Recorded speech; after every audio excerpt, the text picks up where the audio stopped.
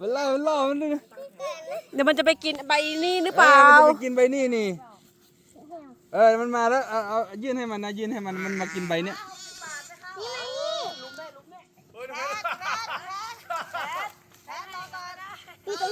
ให้มันกินจับมันแน่นจับมันแน่น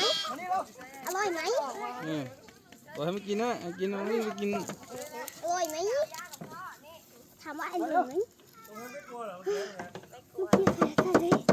กลัวเลยวิ่งหนี ถ้าเราไปยุ่งกับลูกมันมาแล้วพี่ทำไมอ่ะ ชนเอาดิ